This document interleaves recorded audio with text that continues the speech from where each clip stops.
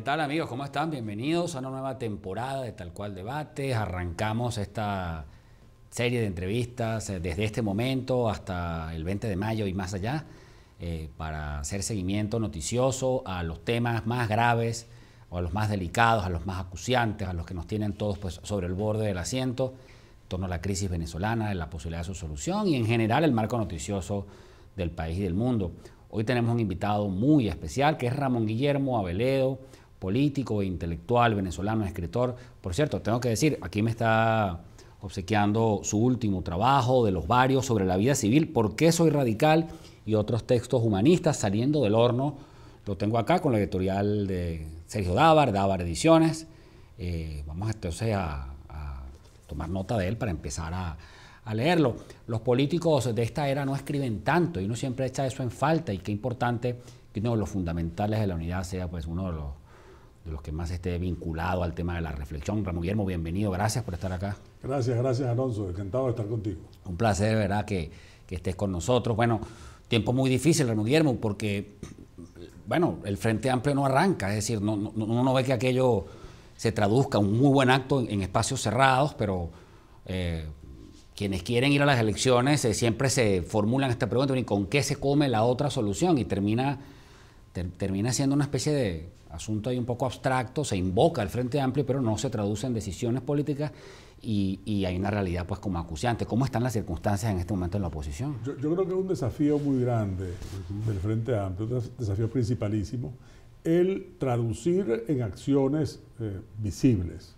que son políticas, aunque el Frente esté compuesto no solo por políticos, sino por distintos actores en una convocatoria ciudadana, pero que son políticas porque pretenden incidir en un hecho político, como es este proceso que ha sido convocado. Es muy importante que el Frente sea capaz de reflejar, y ese es su desafío. El inmenso desconcierto y la desconfianza que hay en la gente frente a un proceso que sospecha que no está bien, que muy limpio que no va a parece. servir para lo que nos hace falta que sirva, porque vamos a estar claros, los venezolanos tenemos derecho a elegir un presidente nuevo este año, es lo que corresponde para que tome posesión en enero del año que viene. Tenemos además el deber, porque esta situación es inaguantable, es decir, la situación no resiste así como está, y la manera de que haya un cambio es el cambio electoral. Esa es la manera en que todos podemos ser protagonistas. Pero también es muy claro que una mayoría, y eso está en toda encuesta seria, inclusive cuando se mandan propagandísticamente noticias acerca de encuestas, yo creo que se omiten los datos verdaderos. No es que la encuesta no la tenga, Sino que tiene otros. sino que también tiene otros, entonces claro, con preguntas diferentes. Y se interesa presentar, pero en realidad es lo que se siente. La gente, aún la gente como yo, que está acostumbrada a votar y que está convencida de que votar es la herramienta para cambiar, justamente sospechamos que así no es, que esto no es, y que lo que queremos es una elección verdadera. Entonces, ese sentimiento, que es muy claramente mayoritario en el país, debe ser expresado por el Frente como un movimiento de todos los ciudadanos, como un movimiento muy amplio, donde hay opositores, donde hay disidentes del chavismo que han marcado una distancia o critican a las políticas del actual gobierno y de la actual etapa del régimen, pero también otros actores, como los empresarios, como el mundo académico, como el mundo de las organizaciones no gubernamentales, de las organizaciones de la sociedad civil. Que todos esos, ¿qué tienen en común? Bueno, la reivindicación del derecho al voto, del derecho a votar realmente y a decidir que los ciudadanos tenemos. Ahora, ¿cuáles son los pasos, el diagnóstico del Frente? O sea, tenemos un año que luce, bueno, ya está ejecutándose bastante infernal. Hay un sector de la oposición que decidió pues ir a las elecciones a todo evento, aun cuando queda bastante claro, pues tenemos muchas dudas sobre la honradez de los rectores del CNE, sobre el papel del Estado, sobre el papel de las Fuerzas Armadas. No hay equidistancia, pues no hay juego limpio. Pero ellos suelen decir, bueno, pero ¿qué se hace si no vamos? O sea, vamos a remontar la cuesta con votos. Hay un estado de opinión que lo hace posible.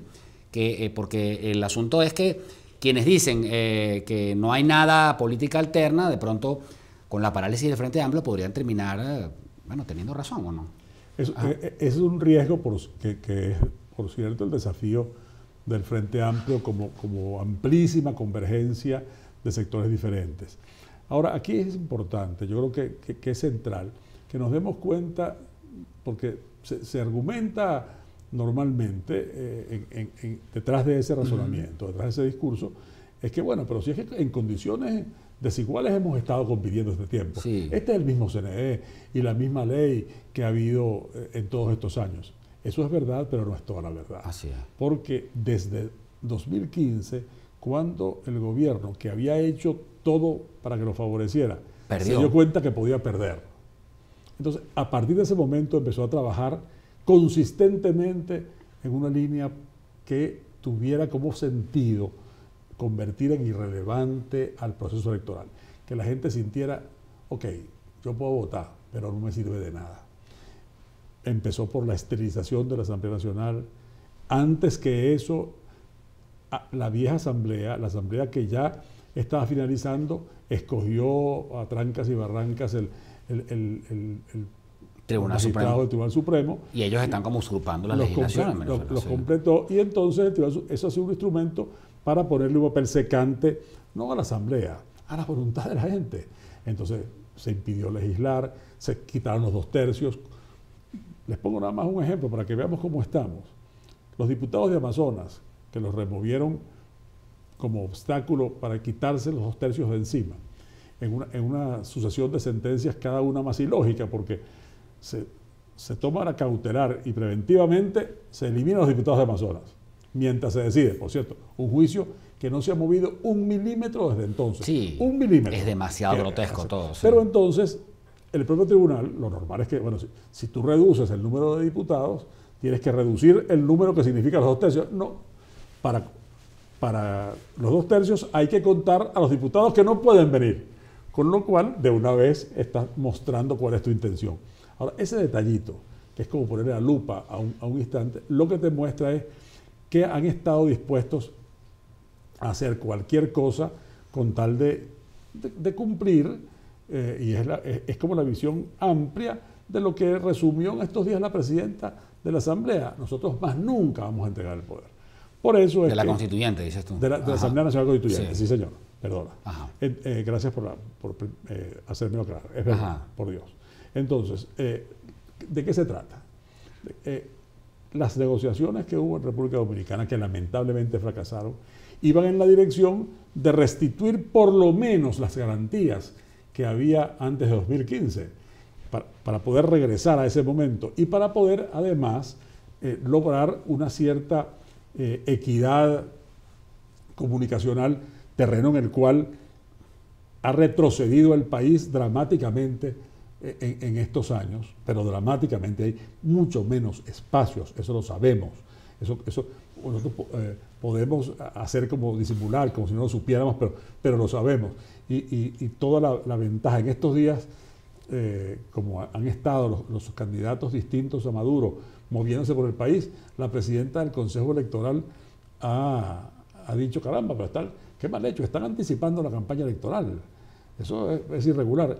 Y no tiene ni siquiera una referencia a las cadenas diarias y a la obvia vinculación entre los actos, entre esos actos y la campaña electoral, e inclusive esa especie de gaveta de doble fondo que es mostrar al carnet de la patria como si tuviera que ver con la identificación para las elecciones, poniendo en duda el secreto del voto, que es secreto. En estos días vi en televisión, estaba entrevistando Villegas a un constituyente, al constituyente Torrealba, y prácticamente tuvo que torturarlo para que dijera que el voto es secreto. Para que dijera que el voto está, porque claro, decía, bueno, pues eso es obvio, está en la Constitución. No, el voto es secreto, como está en la Constitución, como está en la ley. ¿Por qué? Porque claro, el juego es que la gente diga, eso es como todo. O sea, está en la ley, pero no es verdad. Es un juego muy deshonesto, extremadamente deshonesto. el que plantean las autoridades electorales y las autoridades del Estado, porque en realidad es el Estado chavista pagándose y dándose el vuelto. Así es. La pregunta es, bueno, ¿y qué hacer? Casi siempre los que están con Henry Falcón terminan diciendo, no importa, vamos a remontar todas esas trampas porque hay un estado de indignación que lo permite. También él tampoco recoge todo el ánimo de indignación que hay, más bien trata de hacer ciertos guiños a los sectores entibiados, a los sectores disidentes o al mismo chavismo como una garantía de unión nacional. Pero los sectores que no quieren participar, aunque tienen unos reparos muy fundamentados, tampoco no ve ahí como las opciones, más allá de este marco inmediato. Yo no quiero darle recomendaciones, no me atrevo a darle recomendaciones estratégicas al candidato Falcón, pero me parece que si se apercibe de que su problema principal es la inmensa desconfianza que hay en el voto por parte de un sector muy sólido, muy grande, sin el cual no es posible ganar. Sin dirigirse a esos sectores para poder ganarse la confianza, pues no va a ser posible. Hasta ahora yo noto que el mensaje está más montándose en la generación de desconfianza en la mesa de la unidad que en la búsqueda de confianza de esos sectores de la sociedad, y ese camino me parece que es un camino que más bien refuerza en la gente la creencia de que, bueno, de que esto está más o menos ¿Tú crees que Falcón podría formar parte, digamos, del arreglo en el cual el chavismo gane y consigue un meritorio segundo lugar y él se lo va a calar así? Fíjate, yo no creo que él sea un agente que tenga esa intención. Yo no lo creo, pero creo que allá es a donde lo están llevando los acontecimientos.